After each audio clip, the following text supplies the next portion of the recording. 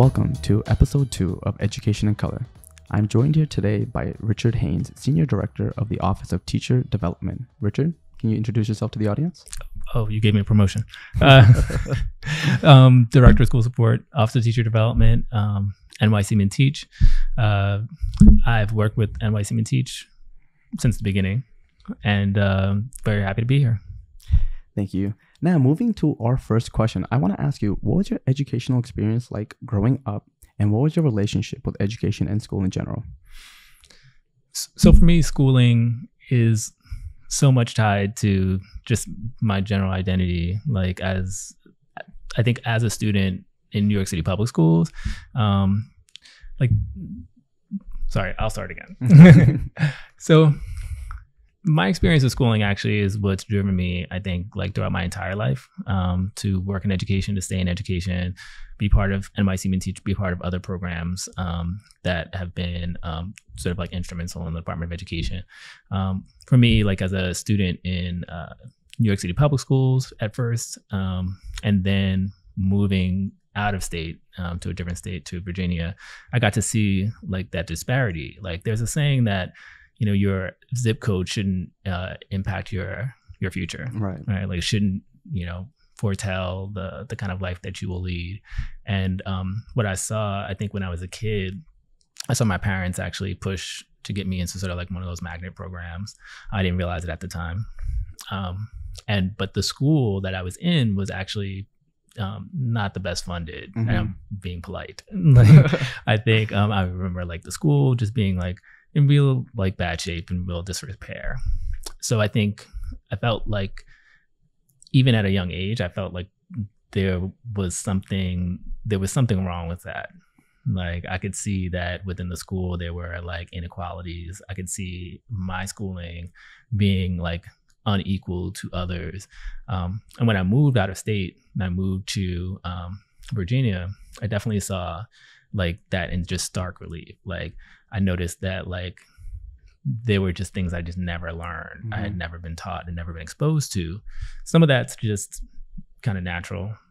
Some of that just felt like I had been, the term robbed comes to mind, but like maybe to say less extreme, that I just like, I felt there was something still distinctly unfair about like feeling like, you know, I'd been raised to be sort of high achieving, you know, my parents had fought to sort of make sure that I was in the right places. And then feeling like in spite of that you could still find yourself behind, you know, not being, you know, on par with the rest of your classmates. And so like seeing like how like your zip code, seeing like the wealth of some of my friends, like, you know, that I went to school with in a different state, how that definitely impacted like the way the school operated, the way the school looked, like our actual like learning, like just that really just made me realize a lot. I think, you know, it impacted me like significantly. I think it carried it all the way through college. I carried it. And while I was in college, that's when I made a decision that I wanted to like teach. And so, you know, I got 2 questions based on everything that you said. One being, I was born and raised in Queens my whole life. I've been, you know, in New York City forever. So I really am not too familiar with how schooling is out of state. So I really want to ask you and dive a little bit deeper into your schooling in Virginia. How was it like? What was the differences between Virginia and New York City? I mean, New York City is like, you know, it's like 20 districts. Right. Yeah, like, you know, it's like, and it's more than that technically, but like, it's so huge. And so like, even within New York City, there's a lot of diversity, like, you know, there's a disparity. So like, it's not that all New York City, you know, districts are the same, but like, in particular, the schooling, you know, in the school that I had gone to, I lived in Queens. I was bused to a school near Jamaica, near the airport. Right. I think that what I experienced as an elementary school student was I didn't have a lot of books. I didn't have a lot of, you know, like I think our teachers were great. They really did their best with everything. I didn't feel like I had a lack of anything. But when I did move and I was in a different state, I saw like it was never like a want for textbooks. I remember distinctly, I think when I was in elementary school, like they were like, well, you guys don't need this textbook. We're going to give it to the students over here. Right. That just doesn't happen like in like a place where there's just a different, different resources, and like in the suburbs in Virginia, like, they were very well resourced. You actually pay a little bit like out of pocket to go to school, even at a public school. Really? There are like little fees that like, are associated, which was, I think, like kind of hilarious to me. I was like, hey, this is school. Why are we paying like to go to school? But, and all that to say is I think I just distinctly remember little experiences that made me feel like, okay, like I've had a decent schooling, but like in a different context, it doesn't quite stack up. And so I would have experiences like in English class and different classes where I just kind of felt like, wait, like I've always stayed on track or ahead of everyone. Right. How is it that I don't know or wasn't prepared for this? And it just made me feel, well, I guess definitely drove me to like to want to do something about it. But I think at the time I felt like really inadequate. It felt like I had been unprepared, and it wasn't because I wasn't smart enough. Right. It was just because of my circumstance. And so I'd say, like, back to your question, like, like you could find like those similar disparities like within New York. I would say like New York as a whole, like, there are just so many different experiences that students can have. That's something I'm sure we'll get to too. But in my particular experience, and then changing context to a different state, like I definitely saw that like if you're in an area that has more money, right, if there's just more resources, like those resources will invariably like find their way into education, invariably find their way into other like real estate, et cetera, like property values. Those things do matter because that's where a lot of like local taxes, et cetera, like go to fund a lot of our basic necessities, and a lot of our needs like education. And when those things aren't equal, they have a direct impact on the lives of the folks who are in that community. Right. So I definitely saw that and was sensitive to that at a young age, because I felt like I didn't feel like I was any less smart or any less than anyone around me. And I didn't feel like my friends were any less or anything. But yet I could tell that had we all continued on the same trajectory, like we'd end up in different places. And that seemed unfair to me. And I guess in particular, like I didn't feel like I was special being sort of pulled out of New York and going to Virginia and having like, that being around, like getting more resources, getting more. But I felt like that was kind of uniquely unfair because it could determine the future.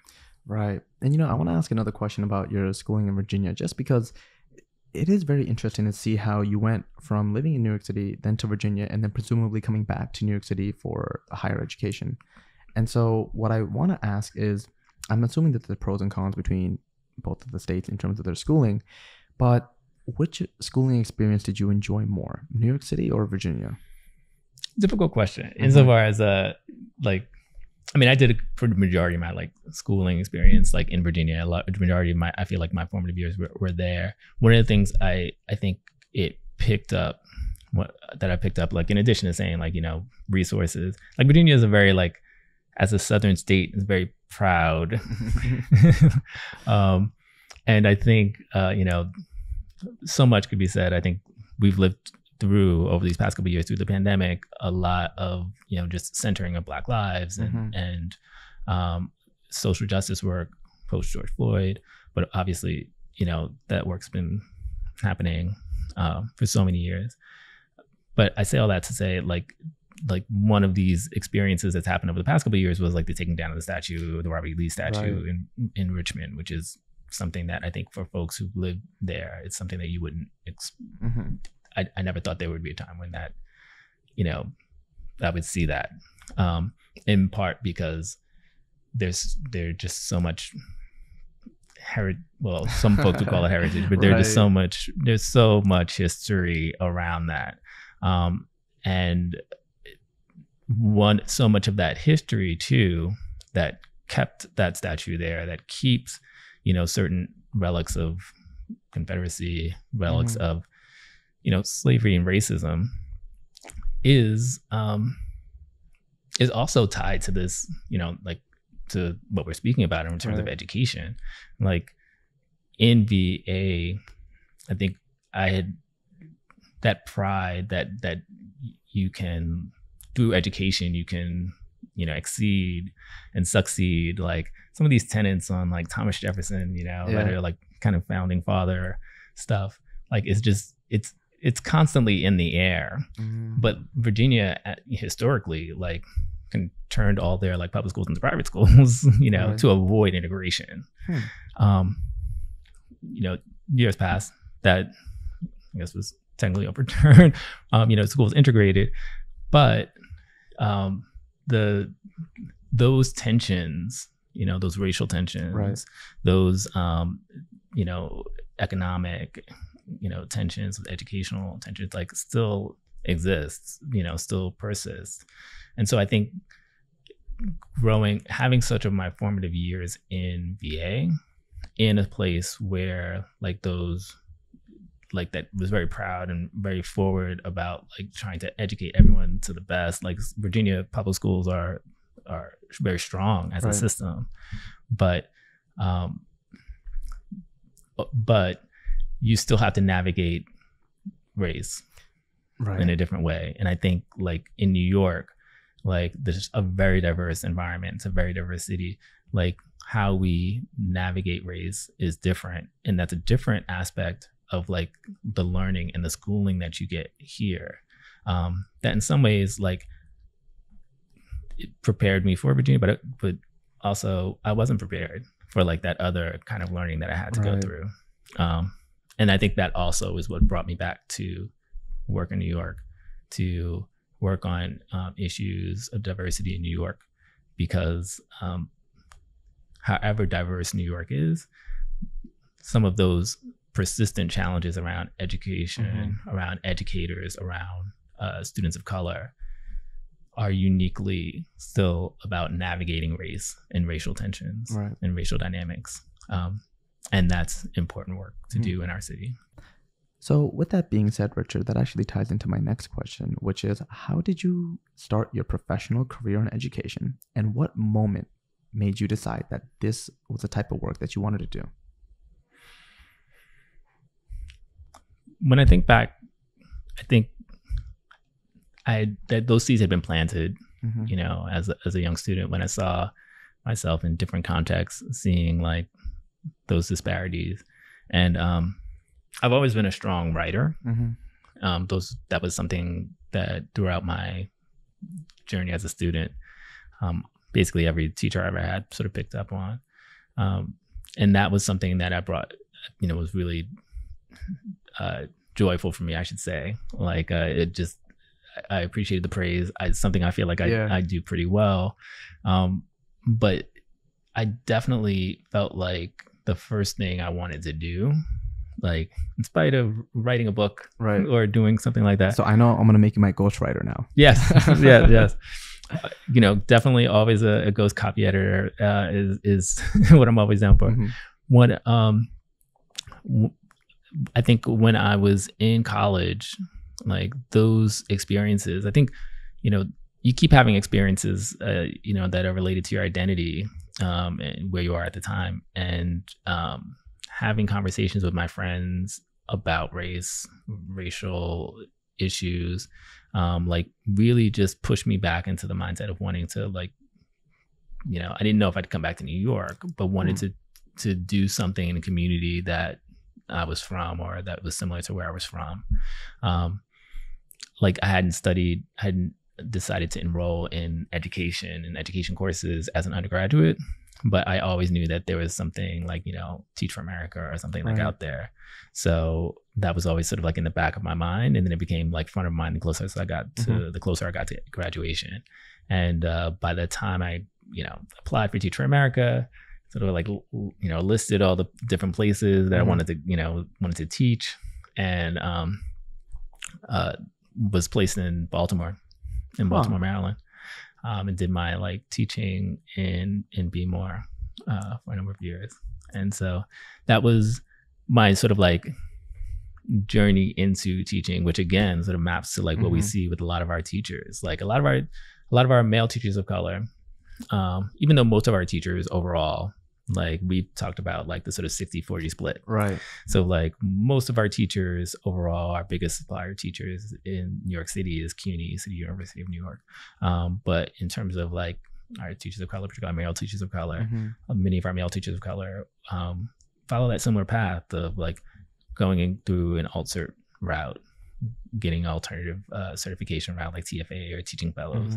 So I was one of those folks who's TFA, I'm going to be a core member, I'm going to go. Right. And it wasn't about, like for me, it really was about like wanting to be an educator or to, again, love writing, love reading, wanting to like do that with students in communities that were similar to ones that I experienced growing up.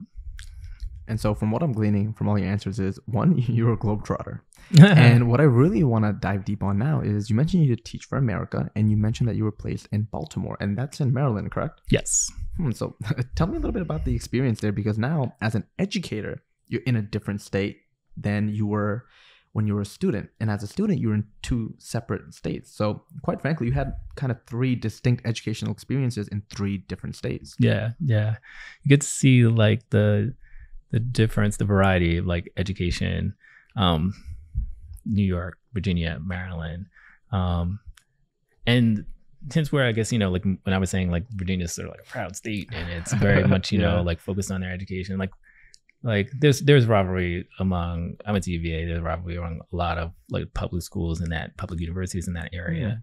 And so for a time, like no one from Maryland hopefully will hate me for saying this, but for a time,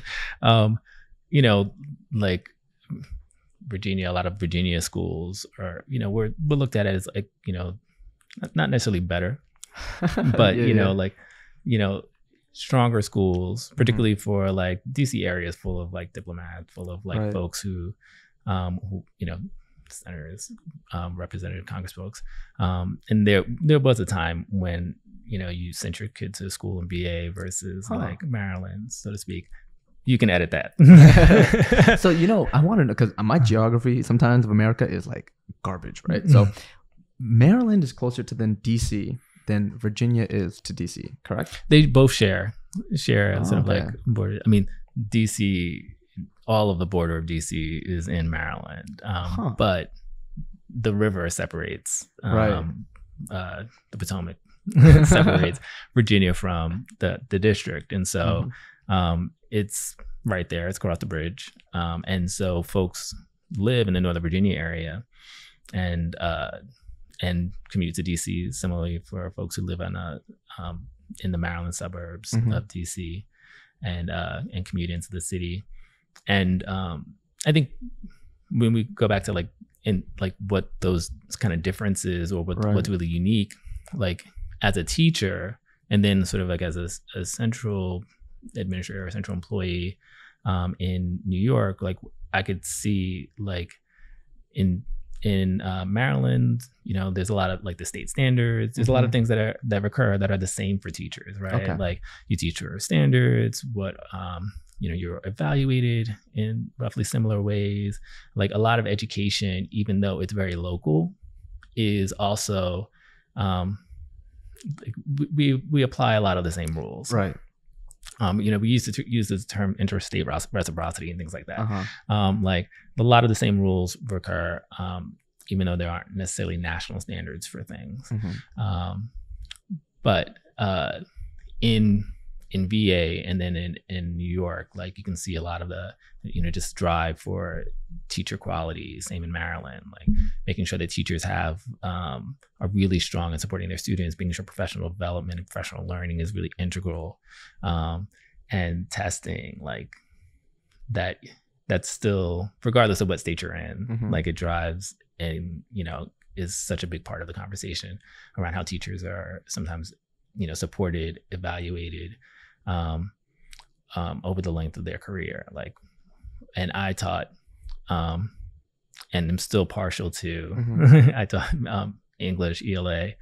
And so when you're like teaching one of the main subject areas, like you're really, conscious of like what you're doing being really necessary for the students, not only for like their general well-being, their like general like lifelong learning, but also because you're kind of a gatekeeper, right, for making sure that they get to the next level. Like if they don't pass this test, if they don't do well on these kinds of exams, and if you haven't prepared them successfully for it, then you can be part of what's holding them back. You can be part of that system that doesn't prepare them for the future. So a lot of those things, a lot of those experiences, like I'd say like recur. There's a lot of similarities, between like the different states that I've been in. But like the diversity here in New York, that's, I think particularly unique. And it's definitely, I think we're always sort of on the cutting edge of doing things in New York by virtue of that, right? By virtue of having to navigate and harness the power of like really diverse people, cultures, languages, and that I think the work that we do here sometimes it's by necessity a little bit forced to be a little bit farther along, or forced to be more comprehensive than in other places.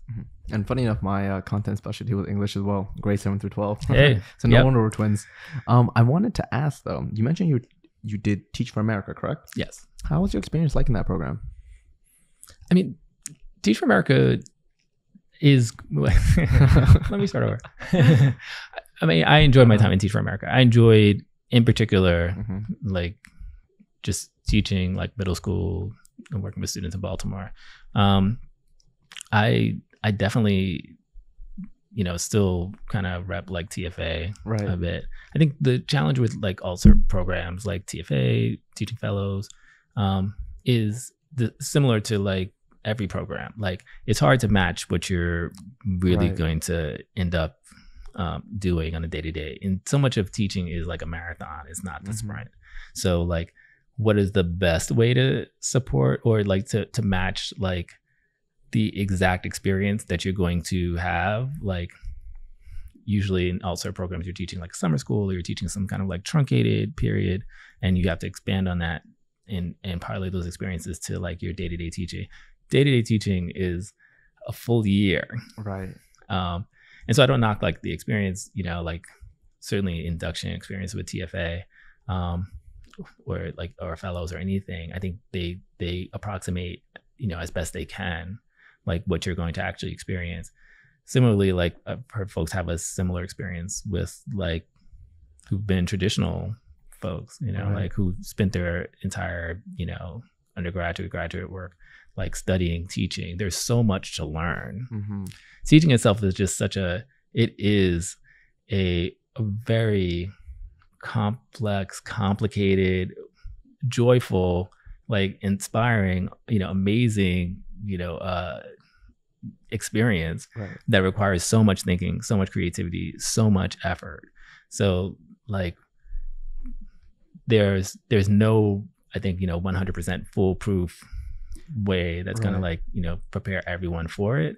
But overall, I feel like a lot of our OSO programs really do a great job of like giving folks as close to what they can expect. Right. And in that way, I felt like I was like, this is good. I'll get by. And it's funny that you mentioned that, because I agree with you in terms of what teaching is, and I personally think teaching is an art, and like any art, practice makes perfect. The more experience you get, the better you get, the more honed your skills become, the more refined they become. It's not something that, and this is something else that I like to think, teachers are the best students, because to become a teacher, you have to be a lifelong learner. You have to be enthralled with education. You have to be really enthused with the work that you're doing and always hungry to learn more, because that's how you set aside the veteran teachers from the teachers who just started. In my career, whenever I met teachers who have like 20, 25 years of experience, at first I think, they're kind of jaded. But then after I'd realize, no, they just have a lot of experience and they really are deliberate and concise with what they need their students to do and how they communicate their ideas to their students, the faculty, the parents, etc. Yeah, teaching is art and science, right? Mm-hmm. Like, there's so much that we have to be mindful of in terms of how people learn, how students learn, how students actually age, progress, like what the different developmental stages are.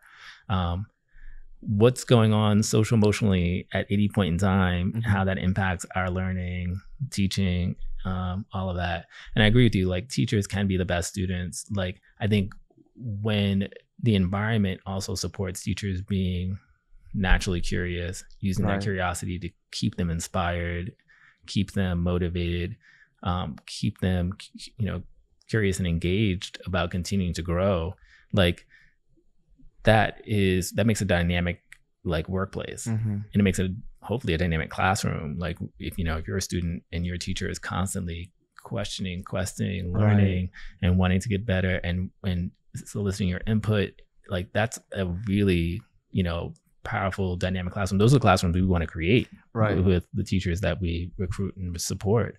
Those are the classrooms we want to keep all students to have access to. So I think but there's so much that teachers have to juggle.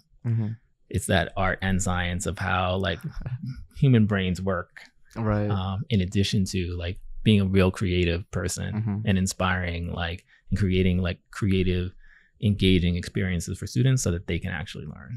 Right. And especially because, most teachers, they have to be very cognizant of the fact that there's different modalities of learning.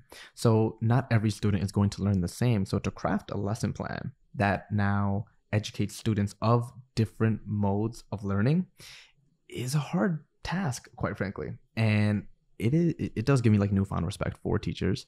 And that does lead me to the next question, which is how did you first become familiar with New York City Men Teach, and what prompted you to work with the program? So for me, like the work with NYC Men Teach grew out of a couple of longstanding relationships. One was like I had been working on something called the Expand and Success Initiative, which was the sort of like central YMI program, for educational program. YMI, ESI were sort of born out of, Expand and Success Initiative was born out of a grant through Open Society Foundations. YMI was, created in City Hall, tangentially at the same time, sort of like parallel, to help also, in addition to education, for all the areas that, not all, you'll edit. So I'll say this better. It'll be a great blooper reel. Yeah. YMI was, created in support of 5-6 areas to support men of color across the city, and education being one of the central components. So ESI had been part of the work that I had been on and been working on, supporting male students of color, and the connection of supporting male students of color who may eventually become teachers of color. What are the things that we can learn from having worked with schools that support our young men of color well, that can also connect to supporting our teachers of color, and hopefully giving them longevity of wanting to work in this career over the long term.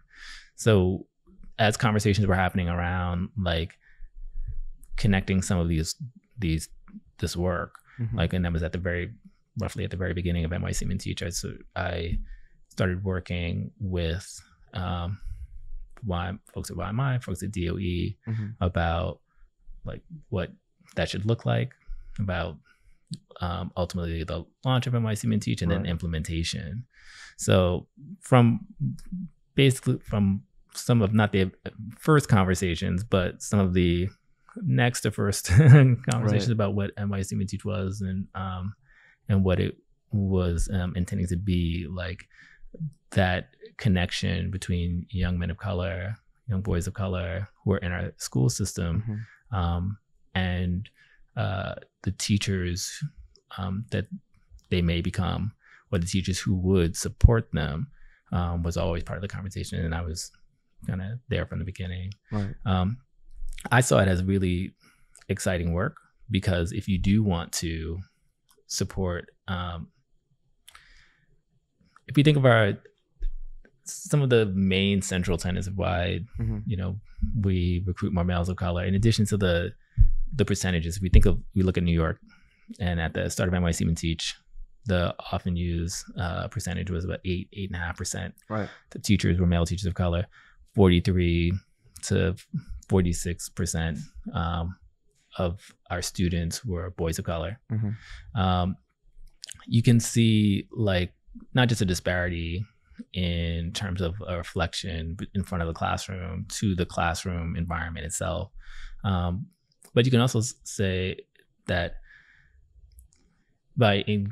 that some of the factors, the stressors, the challenges that our young men of color may face,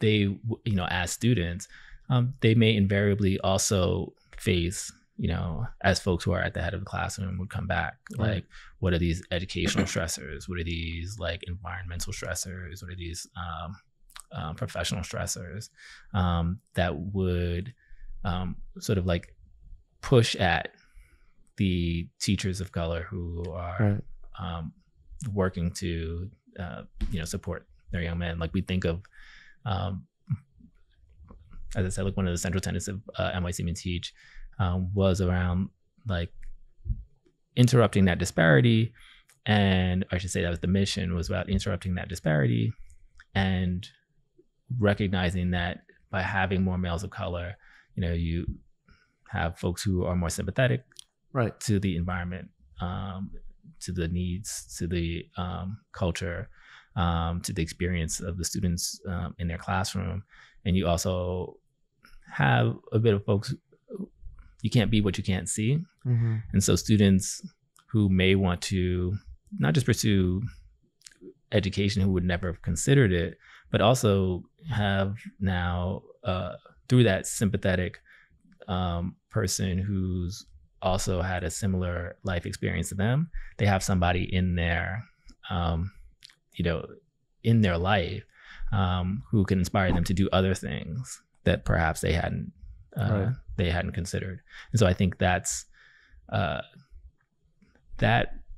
is also what inspired me to kind of think past not just what are we doing for students, like, but one of the you know, main drivers of student experience, of course, is their teacher. Like, when students are asked to rank, like, people who are most important in their life, like, right after parents, it's usually their teachers. Right. So if we want to have, like, a meaningful impact on the lives of our students, like, working with their teachers to think about, more thoughtfully reflect the ways that they can support their students, academic life outcomes, is a huge part of that. It's central. And I think you're right on the money about that, with the teachers are typically right after the parents in terms of most important people in the kids' lives. Because when I was a teacher, I basically told my kids all the time, this is your second home. You're spending as much time here as you do at home, because kids, right? They go at home, school, maybe they'll play with their friends in the playground, but nowadays I don't think they play in the playground as much.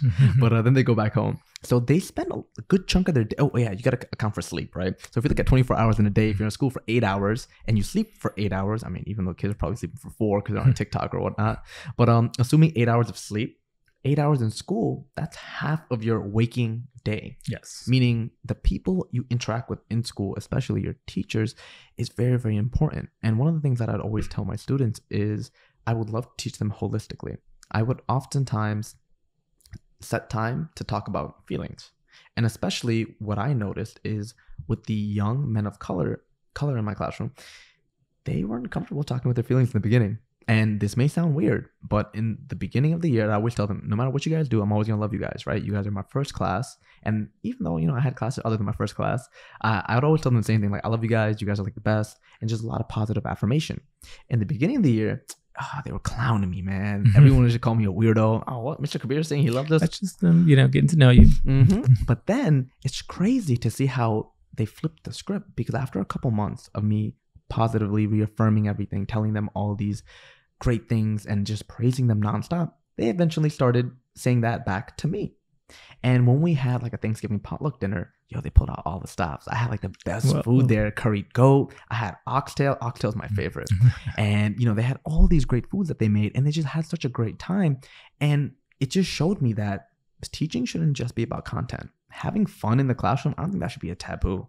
And when you actually do have fun in the classroom, the kids, they're more excited to come to school. If you're going to spend half your day in an institution, you should look forward to going to that institution instead of dreading it and be like, oh, I got to go to school today. Instead, they're like, oh my God, I can't wait to go to school. I had kids literally, like, I had a decompressing time at like 8 a.m., right? I think homeroom started at 8 and the class started at 8:45. So it's 45 minutes of decompression. Before, in the beginning of the year, nobody would come at 8. They'd come at 8:45 or 9. I'd be like, all right, cool.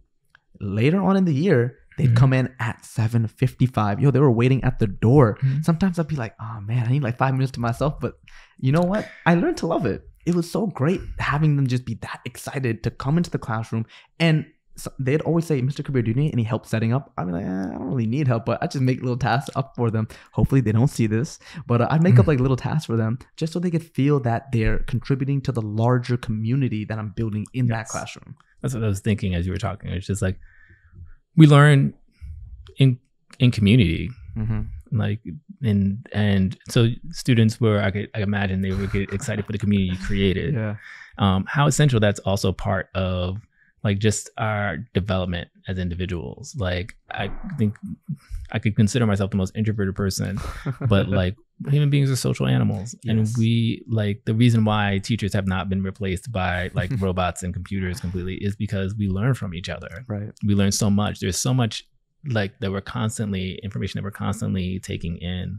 And that interpersonal connection is like still, it's so vital and important, not just to the information, the content that's being, passed on. Like, you teach English or you teach math or you teach social studies or, or science, but like what you're also teaching is you, and you're allowing students to see, just a window into how they can be, like aspects of themselves that they can develop, and mature and, grow over time. That's such a huge part of that K through 12, K through 16 lifelong experience, like that we, as educators, and then I think particularly like, for educators of color, like that we serve, that we wear so many hats, and that sort of development, that community, that sometimes you're a coach, sometimes you're you're a surrogate parent, sometimes you're the principal, even though you're a teacher, like, so like you wear so many hats as a teacher that are necessary in the development of the kids who are in front of you. Right. And it's funny that you mentioned that, because I do believe teachers do wear many hats in the classroom, and more often than not, I did feel like I was a therapist, even though I'm not certified for that. So please don't send in the mail like a cease and desist.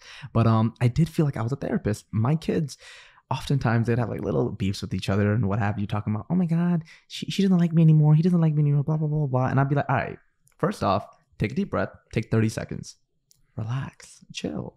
One of the things that I really, really tried to drive to my students was relax. Everything that you're stressing about right now, if it's not going to matter in a week, in a month, in a year, why are you worried about it?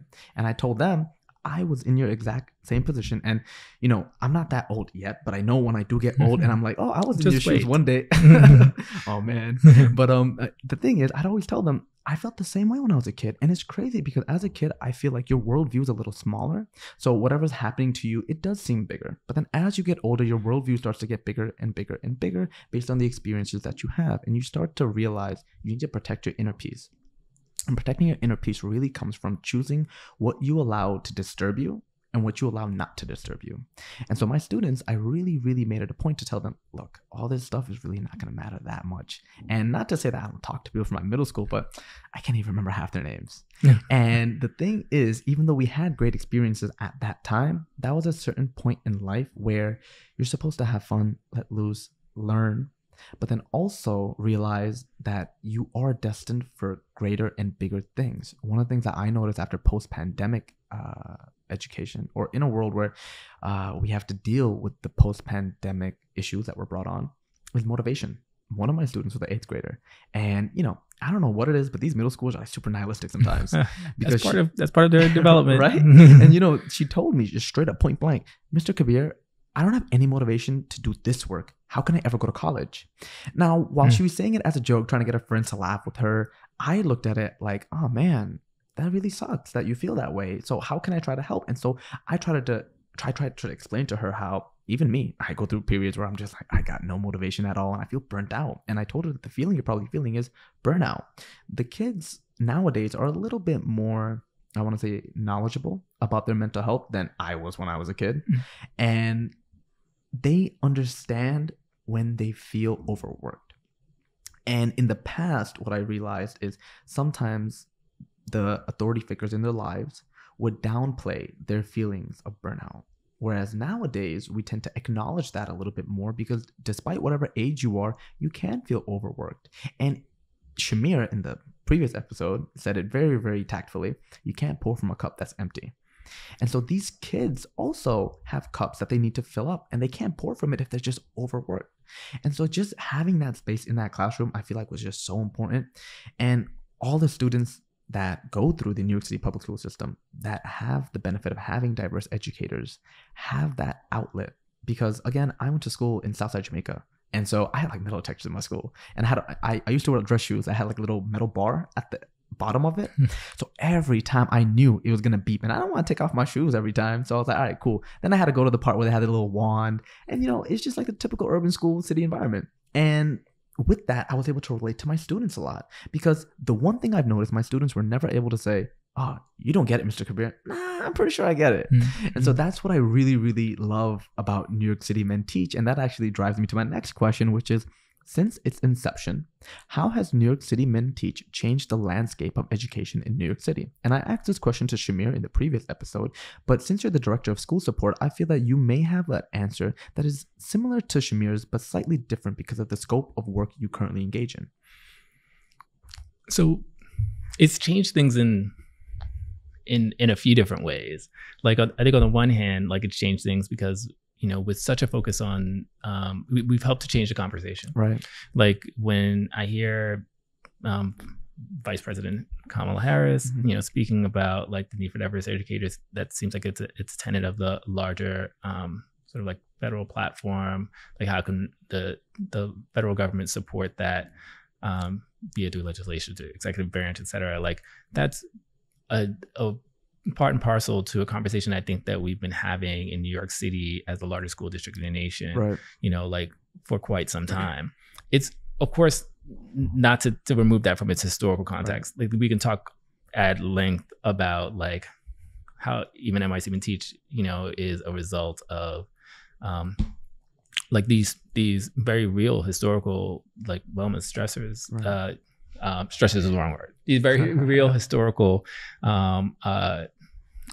moments of which, since Brown v. Board, of like integrating our classrooms and then our teacher force, like being kind of stripped of our teachers of color, and like how have school systems, how have different districts started to look at the impact that that's had on students and seek to address that. Like, what are the barriers that were put in place, subsequent to like integrating our schools, that barriers that sometimes prevented like educators of color staying in the workforce or joining the workforce, and what can they do to remove some of those barriers? So to go back to what we're saying, like, how has NYC Men Teach changed things?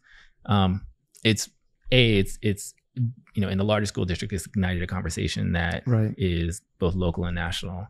I think B, like, it's changed things locally because we have moved the needle in terms of the statistics. Like our incoming teacher pool has diversified. Each year we've seen like those numbers increase, percentages. We've seen that being thoughtful and intentional around like and supporting school leaders to be thoughtful and intentional around hiring does just that. Like folks take these things into account as they're building diverse teams that support diverse students. So, and then also NYC teachers change things because I think when I look at like work like ESI, when I look at implicit bias work, when I look at work, similar work within the Department of Education, like a central core of that is around, we use the term culturally responsive education.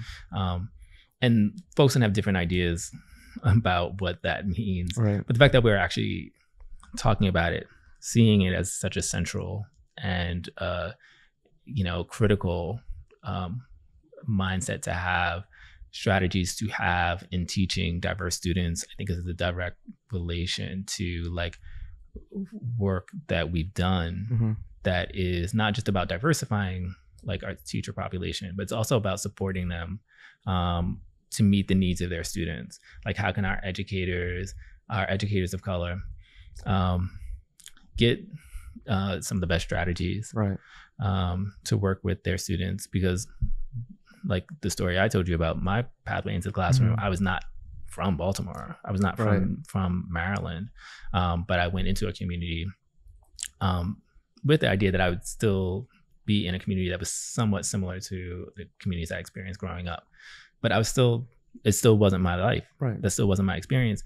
We have folks who are going to have similar experiences coming to teach in New York, or who may be from New York, but just never, New York is huge, but never have gone into schools like the ones that they will find themselves in. And like that's a real that creates sometimes challenges, it creates opportunities for learning. And how do we support our educators to think about very critically about their educational experiences, the educational experiences that they want to have their students have, and like the teaching environment in which they are going to be. How are they going to work with their colleagues? If they're one of few males of color or the only one, they're going to have different experiences working with their colleagues, their faculty, staff, than they would if their gender and racial makeup was similar to the rest of the staff. So, and then similarly for the students, if this is their one male teacher of color that they've ever seen, like, you're going to have a unicorn. You're going to have a very different experience with your students. So I think the fact that we're actually not only acknowledging these tensions around CRE, CRC, they're a direct result of work that we've done with NYC Teach. And I think that has real positive impact on, again, like our students. The research that we've been able to do through NYC Teach, thanks to Travis Birchall, Shannon Wade, Marcel Mentor, and others, that has shown, like, not just the anchors that we've that have come into our program and their pathways into the classroom, their experience in the classroom, and allowed us to make sort of like real-time adjustments to the work that we do, but the subsequent work that's been done looking at quantitative data, looking at data across the city and saying, look, students, benefit from having teachers of color. We see, fewer discipline referrals. We see increased achievement outcomes. Like, these things are tangible and real. And so it's not just a result of not just diversifying the teacher pipeline. Sorry, let me start that again. So having more diverse teachers has so many impacts. And in that way, like NYC Men Teaches work to do just that has had like dramatic impacts across the system, and it's created an opportunity for other school districts, big and small, to learn about not just what we've done, but to also examine their work, examine their systems, examine the challenges and opportunities that are present there, and to take an approach to to start that work, to see how they can also make their school system more diverse, their school teacher population more diverse, so that students have access to more diverse teachers and more opportunities about what their life in future can be like. Right. And I'm loving this conversation on all thoughtful answers you've been giving thus far, but I got to give myself a little note. I can't do like day before a podcast shoot because I'm over here silently suffering. I had like a Charlie horse over here. So I'm like shifting my seat. I'm like, the pain. But moving to the next question, what I really... You say you worked out? Is that what you're saying? Yeah, the day before, I did legs. So now I'm over here like, oh my God, this is sore. I can't even sit, like I'm fidgeting. Everyone in the audience probably be like, yo, what the hell is this guy doing? But it's a deadlift. Moving to the next question. Yeah, my lower back sore. But moving to the next question. As the director of school support, I actually really want to know, and as the director of New York City Men Teach as well, what supports do you offer and why those specific supports? Now, I asked Shamir this similar question, but because I assume that you have a more, I want to say, direct line with the supports you give schools due to the nature of your work, I'm just curious, what's the thought process behind offering certain supports to New York City Men Teach fellows? So glad you asked that, because I think like this is where I think the work has been perhaps not just impactful, but also been a great learning experience for myself, for others. A lot of, like, when I mentioned that we started sort of like on this journey, at least in terms of like the support portion, about like what from prior programs would work, like working with students of color, what translates to teachers of color. And so everyone needs a mentor. Right. Everyone needs someone who's going to support and guide them through the process. Like folks who are part of New York City Men Teach get additional mentoring, get additional support, in part because if you're one of few in a building, if just by virtue of being an early career teacher, like you need someone who's experienced, like can as thoughtfully approximate your own. Right. Like someone who can recognize the unique challenges that you're going to have, like those particular stressors. And I think we don't put in, one of the things I think we've learned that's part of this work is the value.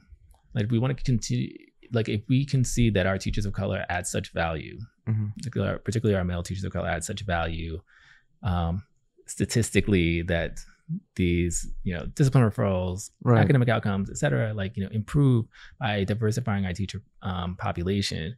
We can see that. We can also recognize that these folks are wearing many hats in order to get that done. And so those are, I think John King talks about that being sort of like the double tax for teachers of color. Right. That you have a vested interest in making sure that students who are like you are going to achieve.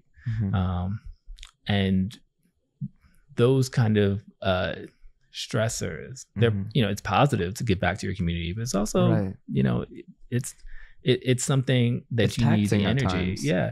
And if that isn't recognized, if you don't have thoughtful school leaders who are there to support you, if you don't have a network of other colleagues who also can recognize those again, those challenges. And if you don't see like a career path, like not that you necessarily want to not stay a teacher forever, but how do you continue to grow? What does that look like? Then you may find that you may find your way out of classroom, either by choice or being, or maybe not by choice, but you may find your way out of classroom into an environment that better suits you. And in that way, what NYC Teach does is, through additional mentoring, through the curriculum that I think that we've been able to create, that supports and recognizes those unique challenges, those stressors. How do folks avoid burnout? How do they recognize like that you're going to probably face microaggressions, in your workplace? Like, how do you navigate that? And they may not just be from your faculty. It could be from students, like who perhaps, again, may not be used to having a male teacher of color as their teacher.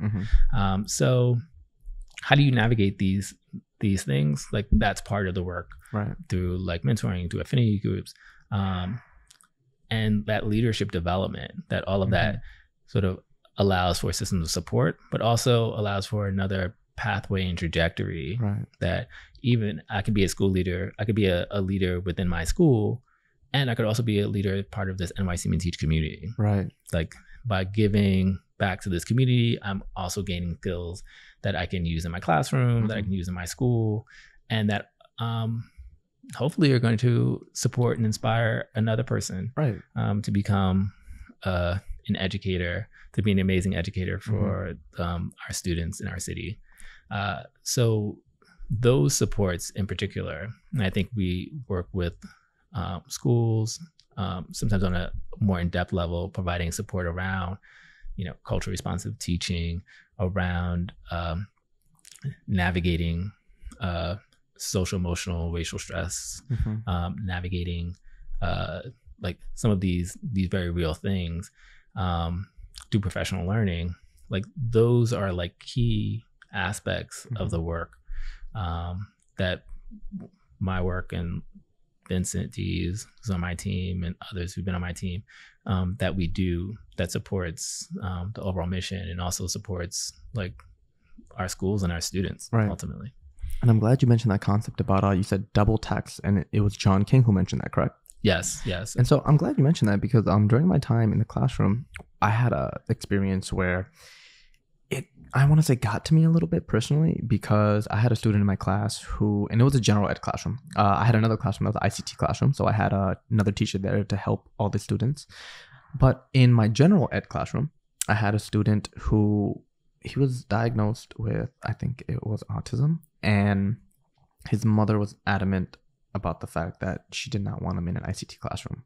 Maybe it was a stigma, maybe it was something, but either way, to then see him in the general ed setting struggle really took a toll on me, because I felt bad. I was like, oh man, I really can't help, because then if I really give you that individualized attention, now what are the rest of the kids going to do? And I just felt kind of like, I don't want to say hopeless, but I really felt like it's like a catch-22, damned if you do, damned if you don't type of situation. And what I really think matters about that, or not what matters about that, it reminds me of a quote one of my mentors told me back in college. Her name was Rachel DeHill Fuchel. She used to teach in, I don't know which district it was, but the district where Rikers Island was. So she taught there for like 20 years. And she told me something that stuck with me forever. You can't save or help every student, and that's not a tragedy. And once she told me that, I was like, wow, that's actually true. Like, it sucks. You want to be able to help every student, but in the pursuit of trying to help every student, you may burn yourself out, and then you can't help any students. We have to, that's again why teaching is it's not given, the respect that it deserves. Like, you're constantly having to make very, very big choices, meet very real challenges. And it shouldn't be one or the other. Like, it is sort of like both. And like, how can you meet the needs of the group and also the individuals in there, in your classroom? But to your point about like the the stress, like those are very real, tangible things. Like, and if you do not, if teachers are burnt out, they're going to create an environment in which students are, you know, like a stressful environment for students. What learning, you know, meaningful learning, you know, can consistently happen in that kind of environment. Like, therefore, like, as we talk about like the need for like social emotional development for students, like giving students more, you know, like skills, support around their own social emotional health and well-being. We also have to have that in tandem with teachers. When we look at the teacher population that we have, like a lot of our new incoming teachers are young, like we're talking about. They're not that much farther, you know, from the students that they're teaching. They're going through like the tail end of a lot of those, like, you know, similar life changes, you know, like they're still navigating and learning to navigate like adulthood, and managing stress, recognizing like different coping strategies for how they can work with others around stressful situations, advocate for themselves, advocate on behalf of others, including their students. And those are things that are entrusted to like fairly young folks at times, who are learning these things as well alongside the students. So I think we can't only talk about social emotional development for our students without also thinking like, not, you know, about our teachers, not just because teachers can get burnt out, but also just because like for many of our early career teachers, they're actually pretty proximal in terms of like age. You know, and sometimes, you know, if you're in your early 20s and you're in a classroom full of 16, 17, 18-year-olds, you know, it wasn't that long. I used to, whenever I would be at a high school, one day, I don't know what it was, but the security guard was like, hey, stop. Where's your ID? Where's your hall pass? I'm like, yo, I teach here. Yeah, those things happen to me all the time. And like, I wish someone could mistake me for being younger now, but yes, like that's, those things, you know, we continue to learn, you know, as we grow, as we age, but our teachers like also need that kind of support to, you know, they need to model it for students and they need to model it for themselves, like, you know, with other staff members, how they manage stress, how they avoid burnout, how they take care of themselves. Like we talked a lot about self-care, particularly in light of, like I say, more social justice, you know, movements, the need for self-care and activism. Teaching is, you know, if you're a fan of Audre Lorde, if you're a fan of, you know, practically anyone, you know, Tina Love comes to mind, my dear friend, colleague, Dr. Yolanda Siwi, not colleague, but I feel like we've worked together so long. But they all speak about what's needed, like self-care, and how teaching is also resistance work. It's activism. It's, you know, so many of things that are needed to interrupt the inequalities that our students face, you know, that I spoke to, that I saw and continue to see in our schooling. And so if you are not actively, proactively taking care of yourself, providing opportunity for you to heal as well as grow, then you can pass on that stress, that trauma onto the students, consciously and unconsciously. And it's really necessary, not just for supporting our students in terms of their academic and social outcomes, but it's also just definitely necessary too when we just think of the lives that we want our students to lead. Like we need to be able to model that, and they need to have successful role models of that from folks who are doing that for themselves.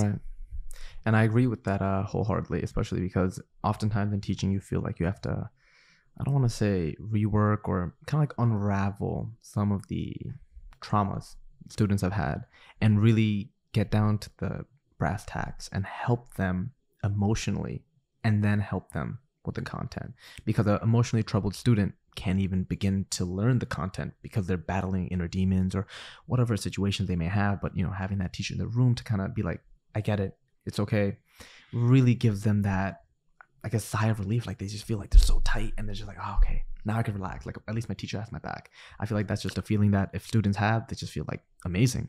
If we could all just learn by reading, whatever book or material, then, we whole bunch of baby Einsteins, right? Just check them off physics textbook. Life would be so much different, but that's just not how humans learn. That's just not how we are wired.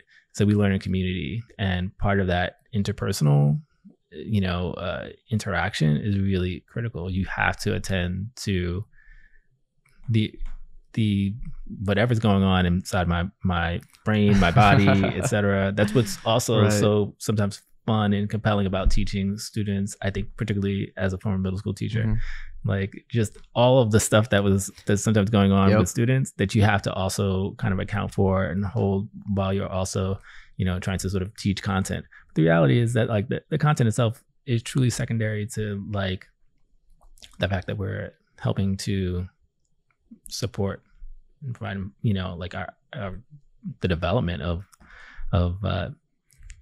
young people. Right. And I agree with that, because when I was a teacher, they were literally doing that whole devious licks trend. So I had to be cognizant of that, because I was like, all right, you guys aren't doing no devious licks in my classroom. Yeah. But rounding out our segment, we're approaching the end of the episode. So I want to ask you the final couple questions. Man, I just said that horribly. But what has been your proudest accomplishment during your tenure at New York City Teach, and what is one of your goals for the program's future?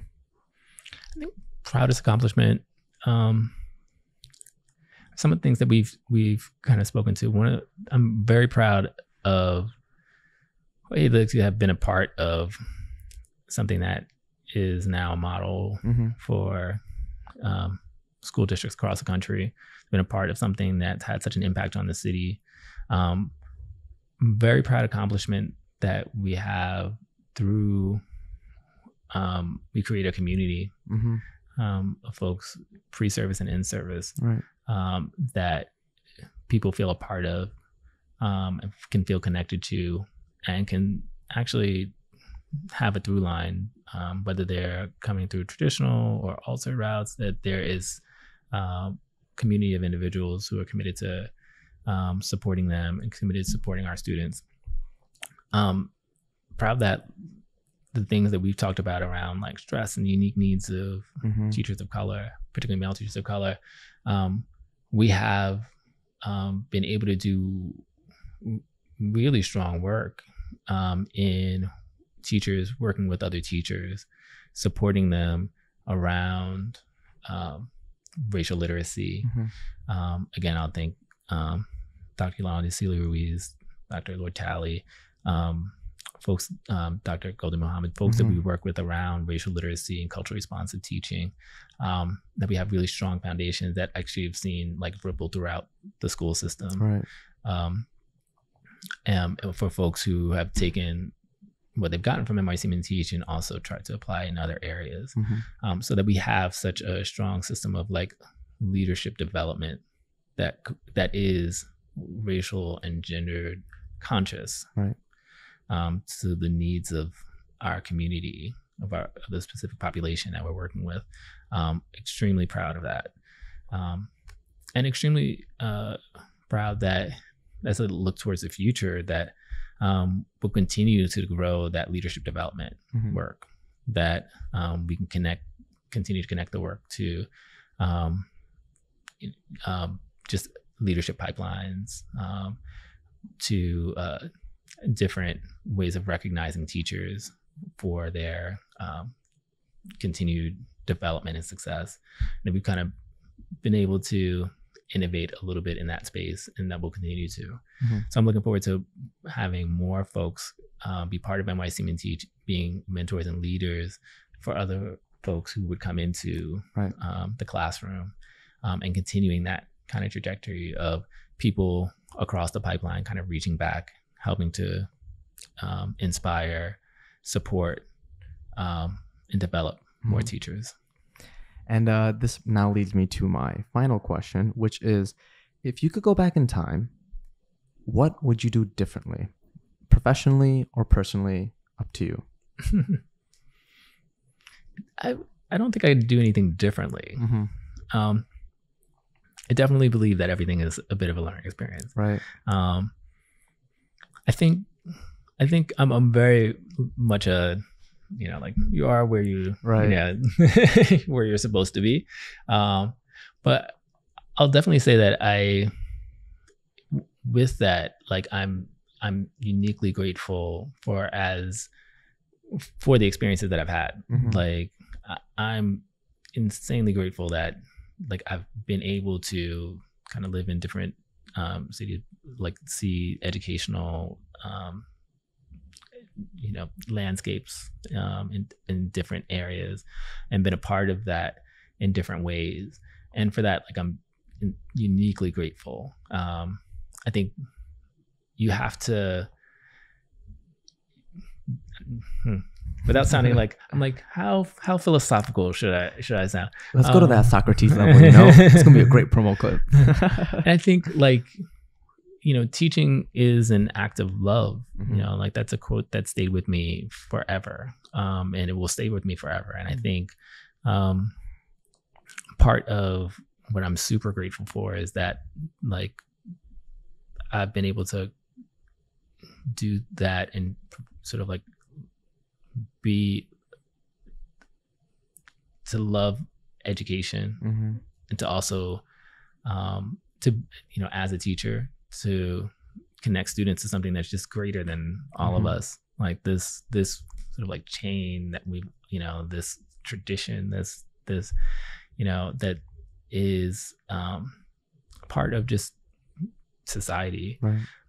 And that, like we've talked about, you kind of can't pour from a cup that's half full. Part of recognizing that teaching is such a loving and caring act also means that like you're a caregiver, you are someone who's going to be in that mode for others, and you have to be able to have be supported. You have to be able to have folks pour into you, and I'm very grateful that I've been able to choose education, and education has chosen me as a career path, in my career path, that as I've like learned and gotten so much, I've been able to give back to it, and will continue to give back to it, because it's just so important. Right. And Richard, thank you for that beautiful answer, because teaching is an act of love, man. I'm gonna keep that with me for the rest of my life. But with that being said, that was the final question. Before we do wrap up, Richard, I want to give you the chance to shout out any programs, stakeholders, or anyone that you have that you hold near and dear to your heart, and we could look at the main camera for that. Oh, awesome. I mean, all of the NYC Teach team, from Will to Shamir, Vincent, you and I think our partners at City Hall, Natalia, Diaz, I think we talk a lot about like sometimes where things start, but and NYC Teachers started, like 6 years ago, and we've gone through different folks, who have been part of the program since, but like the challenge, the unique challenge, and talent to maintain something is also really important and critical. And so folks like her, like Natalia, our current deputy executive director at YMI, Natifa Ford, folks who continue the work, Jordan Stockdale, who has moved on, like folks who continue to do the work are like integral to that work being sustained. And so definitely and I think I've mentioned some folks who aren't necessarily part of the technical program of NYC. They're not like directors, et cetera. They don't have formal roles, but I think NYC Teach would be different if we didn't have support from folks outside of who are part of the community, sort of like more broadly, but are not necessarily in formal roles. And so when I think of folks like Travis Bristol and Dr. Yolanda Louise and Dr. Golden Muhammad, who have, I think, been part of an evolution of NYC Men Teach through the research, through their work in providing learning to folks, through always partnering from CUNY to DOE with different aspects of the program. I think of how the mission to sort of not just recruit more, but really support teachers of color, male teachers of color, has been like realized. Right. And so I think I'll mention those names too, because I think they've had a very unique impact on our teachers. Right. With that being said, that wraps up episode 2 of Education in Color. I'm your host, Saad Kabir, and I was joined here today by Richard Haynes, Director of School Support and Director of New York City Men Teach. Richard, I just want to thank you for the wonderful, insightful conversation that we've had during this segment, and I want to thank you for all those amazing quotes that you gave, because honestly, you probably had Shamir beat in the amount of impactful quotes you had, so Shamir, please don't hate me for that. But with that being said, take care, guys. We'll see you in the next episode, episode 3.